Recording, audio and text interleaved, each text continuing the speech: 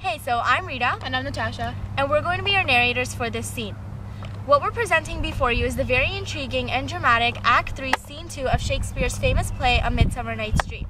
Now before we start, I just wanted to recap for you what's happened so far in the play. In this play, and our scene in particular, there are four main characters. Lysander, who is played by Parandes. Demetrius, who is played by Channing. Hermia, who is played by Angela. And lastly, Helena, who is played by Sarah. In this story, Lysander and Hermia are in love. However, Hermia's father dislikes Lysander and is forcing her to marry another one of her suitors, Demetrius. Now Hermia's friend Helena is in love with Demetrius, while he only cares for Hermia. When Hermia refuses to marry Demetrius, he takes her to the Duke of England, Theseus. He decides that if Hermia does not marry Demetrius, she will either go to her death or the nunnery. In response to this, Hermia and Lysander run away to the forest, planning to go to Westchester, to where the Duke has no control of them. Hermia confides in Helena, who tells Demetrius. They then follow Lysander and Hermia to stop them. While in the forest, Oberon, the king of fairies, sees Demetrius insulting Helena and dictates a fellow fairy, Puck, to put a magic potion in his eyes, so that Demetrius will love Helena as she loves him. The fairy charged to do this mixes up who to give the potion to, and Lysander ends up falling in love with Helena. After realizing his mistake, he gives the potion to Demetrius. Now both men find themselves madly in love with Helena, while Hermia is now left unloved and alone upon waking. The scene takes place in past-day London, England.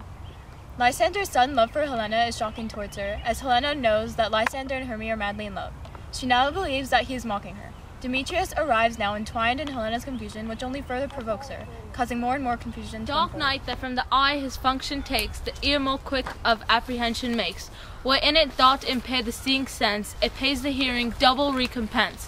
Thou art not by my eye, Lysander, my ear, I thank it, brought me to thy sound. But why unkindly didst thou leave me so? Why should he stay whom love thought pressed to go? What love could press Lysander from my side? Lysander's love that would not let him bide. Fair Helena, whom mooring glides the night, that all yon fairy eyes and eyes of light. Why seekest thou me? Could not let thee know the hate I bear thee made me leave thee so? You speak it not as you think, it cannot be. Lo, she's one of this confederacy. Now I perceive they've conjoined all three to fashion this small sport in spite of me. Injurious Hermia, most ungrateful maids.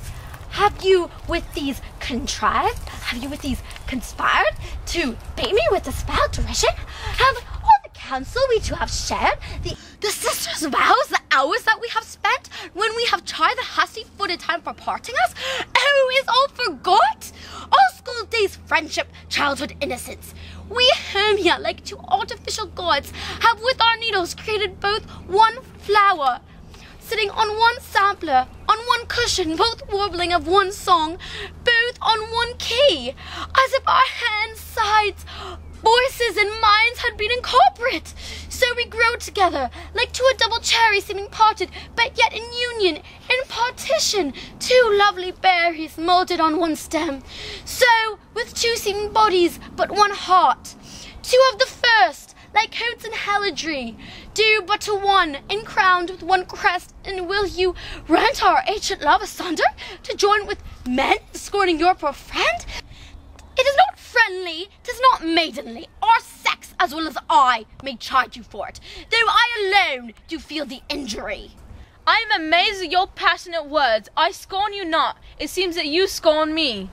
Have you not said Lysander as in scorn to follow me and praise my eyes and face, and made your other love Demetrius, who even but now did spurn me with his foot, to call me goddess, nymph, divine and rare, precious, celestial? Wherefore speaks he this to her he hates? And wherefore doth Lysander deny your love so rich within his soul, and tender me for his sooth affection? But by your setting on, by your consent, what though I be not so in grace as you, so hung upon with love, so fortunate, but miserable most to love unloved?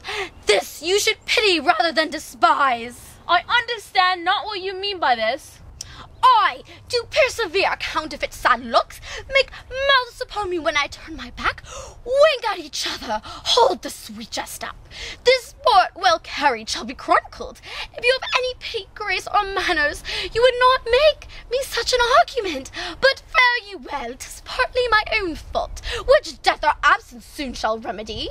Stay, gentle Helena. Hear my excuse, my love, my life, my soul, fair Helena. Oh, excellent. Sweet, do not scorn her so. If she cannot entreat, I can compel. So far, Hermia has found Lysander and is devastated because both Lysander and Demetrius love Helena.